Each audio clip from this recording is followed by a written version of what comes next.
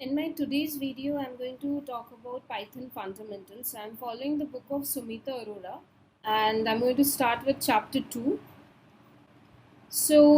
In this page, I can see a brief introduction has been given. So, in this introduction part, a bit has been mentioned about Ipo cycle, which is also known as the input process output cycle. So, what is this Ipo cycle? IPO or input process output cycle deals with the process of taking input, processing it, and then presenting the output. Let's take an example. If I say I want to add two numbers, that means I'll have to take the input, means I'll be asking the user to enter two values which needs to be added. So that will be the input. Next is the processing. Processing means I'll have to do the addition. So I'll take up the two numbers, add them, and finally the output or the added result will be displayed. So this entire process is known as input process output cycle. Now there are some basics of Python that we need to know before we can start programming. So some of these are tokens, keywords, expressions, statements, then how to take input and output. These are some of the basic concepts which are important that we know so that we can write a program properly. The first topic is Python character set. Now what is this character set? It has a combination of different valid characters that a particular language, which in this case is Python, can recognize.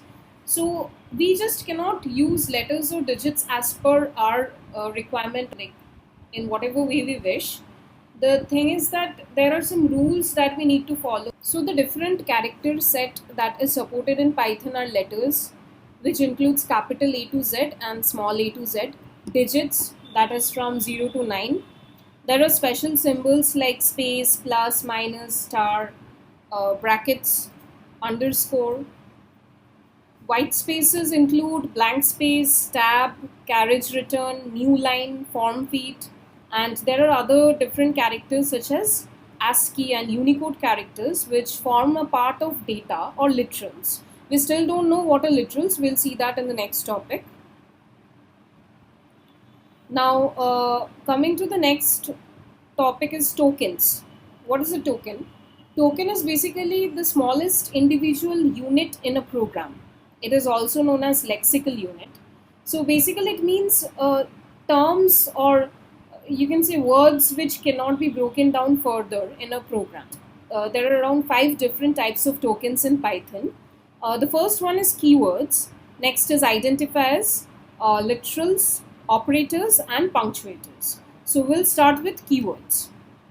What are keywords? These are reserved words which have specific purposes. For example, we can see a lot of examples are given here, like false, none, true. True and false are Boolean terms, so obviously it is used as Boolean values. It cannot be used as the name of a variable or as the name of a literal. Else, except, finally, if, these all are keywords.